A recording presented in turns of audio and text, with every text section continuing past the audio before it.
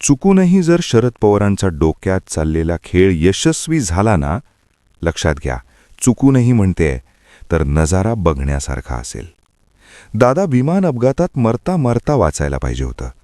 दादा, तुम्ही वस्तादाचा हुकुमासह एका होता डावातील एकमेव पॉवरफुल वजीर होतात.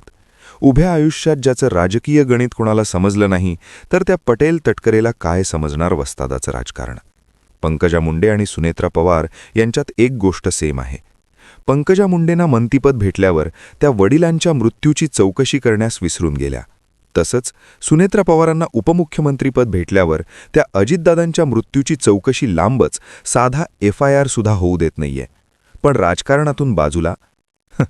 तुम्हाला पटतं का हो, पवारसाहेब राजकारणातनं दूर जातील? पवारसाहेबांनी किती सड उत्तरं पाहिले. अहो, 55 आमदारांपैकी 50 आमदार निघून गेले, 5 आमदार राहिले, तरी देखील तितक्याच तडफेने पवारसाहेब बाहेर पडले. आज देखील तुम्ही पाहताय ना, आज पण महाराष्ट्रामध्ये ज्या पद्धतीने आक्रमकपणे ते त्यांची भूमिका मांडताय, अजित पवारांच्या मृत्यूतलं सत्य बाहेर येऊ नये यासाठी रोहित पवारांचा राहुल गांधी करण्यासाठी भाजपेश्वर भक्त तर अगदी जोमानं कामाला लागले आहेत. राहुल गांधींना पप्पू ठरवणाऱ्यांना मात्र हे अलीकडे कळलं की राहुल गांधी पप्पू ठरले की अंधभक्तांचे पप्पाच पप्पू ठरले. मंडळी, 2014मध्ये अशाच एका मोठ्या नेत्याचा संशयास्पद मृत्यू झाला होता. त्यामुळे नेमकी हानी कुटुंबाची झाली की महाराष्ट्राची? 3 जून 2014ला गोपीनाथ मुंडे यांचा दिल्लीमध्ये अपघात झाला असं दाखवलं गेलं होतं. परंतु संशयाची सुई मात्र अद्यापही अदृश्य झाली नाही. मृत्यू घडवून आणला होता की काय असा संशय निर्माण झाल्याने तुम्हाला ठाऊक असेल, अंत्यविधीच्या दिवशी परळीत खूप गोंधळ उडाला होता, गदारोळ माजला होता. त्यानंतर अनेक दिवस महाराष्ट्रातील एक मोठा नेता, त्या नेत्याला बीड जिल्ह्यात येण्यासाठी मज्जाव केला जात होता. अनेक वर्ष. शिवाय त्यानंतर तुम्हाला ठाऊक असेल, अगदी तात्काळ गोपीनाथ मुंडेंच्या दोन्ही मुली, एक पंकजा मुंडे आणि त्यांची धाकटी बहीण प्रीतम मुंडे, यांना सत्तेत घेतल्यामुळे त्यांनीही आपल्या बापाच्या घातपाताची चौकशी पुढे लावून धरली नाही.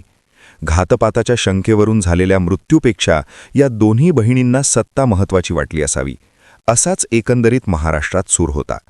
एखादा नेता लोकनेता होण्यापर्यंतचा प्रवास हा काही साधासुधा प्रवास नसतो.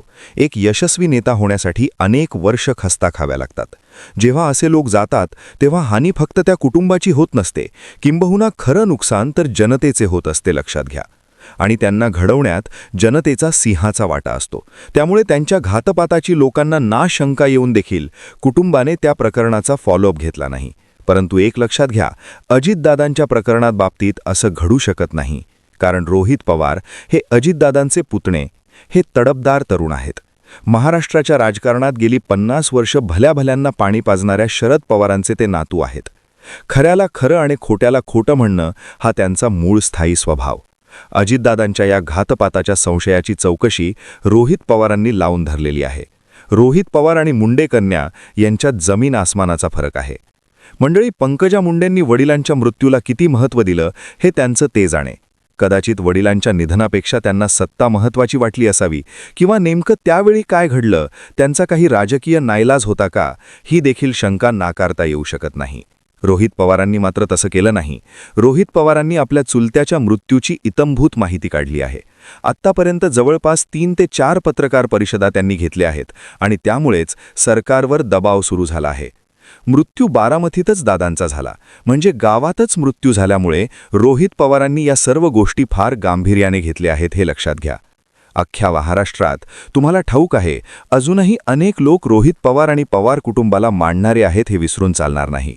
मंडळी, तर आपले काका या तथाकथित अपघातात मारल्या गेलेले आहेत याची जाणीव रोहित पवारांना असल्यामुळे आणि ती पोटतिडकी त्यांना असल्यामुळे आणि रक्ताचं नातं असल्यामुळे रोहित पवारांनी अजित पवारांच्या या घातपाताची चौकशी अतिशय लावून धरलेली आहे.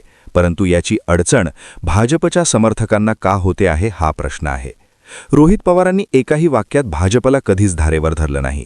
तुम्ही पहिल्या दिवसापासून त्यांच्या पत्रकार परिषदा बघा. मग भाजप समर्थक त्यांना का ट्रोल करता आहे, त्यामुळे संशय आणखी बळावत चालला आहे लोकांचा. हे प्रकरण कदाचित खूप गाजलं आणि त्यामध्ये शंका येण्यासारखे अनेक पुरावे रोहित पवारांनी PPTच्या माध्यमातून उघड केले, हे तुम्ही पाहिलं असेल माध्यमांवर. त्यामुळे DGCA किंवा VSR विमान कंपनी अडचणीत आली आहे. त्यांच्या अडचणीचा त्रास हा भाजपवाल्यांना का होतो आहे हा मोठा प्रश्न आहे. रोहित पवारांचा हा प्रयत्न हाणून पाडण्यासाठी भाजपवाले आता राहुल गांधीप्रमाणेच रोहित पवारांना पप्पू संबोधायला लागले आहेत. त्याला काय कळते, तो राजकारणात खूप लहान आहे, अशा प्रकारचा प्रचारही भाजप समर्थकांनी हल्ली सुरू केला आहे रोहित पवारांच्या विरोधात. अर्थात हा IT सेलचा प्रयोग असा असू शकतो, शक्यता नाकारता येत नाही मंडळी.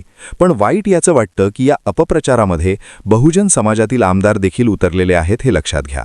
आणि सर्व आमदार RSSच्या किंवा भाजपच्या ब्राह्मणी नेतृत्वापुढे स्वार्थासाठी लोटांगण घालणारे आहेत हे लक्षात घ्या. परंतु भविष्यात त्यांना देखील त्यांची जागा तेच लोक दाखवतील हे काळानुरूप आपल्याला कळेलच. आणि हे असं गलिच्छ राजकारण असल्यामुळे हे महाराष्ट्राला ठाऊक झालंय मंडळी. आणि जर का हा घातपातच असेल तर भविष्यात याची पुनरावृत्ती होऊ नये. गोपीनाथ मुंडे गेले मंडळी, अजित पवार गेले, आता पुढे नंबर कोणाचा लागेल हे काळच ठरवणार मंडळी. त्यामुळे 4 दिवसाच्या सत्तासुखाचा खोटा आभास करणाऱ्या अंधभक्तांनी माजल्यागत उभ्याने लघुशंका करू नये. कारण खाऱ्या पाण्याला विजेचा करंट तात्काळ लागतो. त्यामुळे तुमचा उभ्या उभ्याच नाईलजाणे नृत्य करण्याची वेळ तुमच्यावर येऊ नये, एवढंच. धन्यवाद.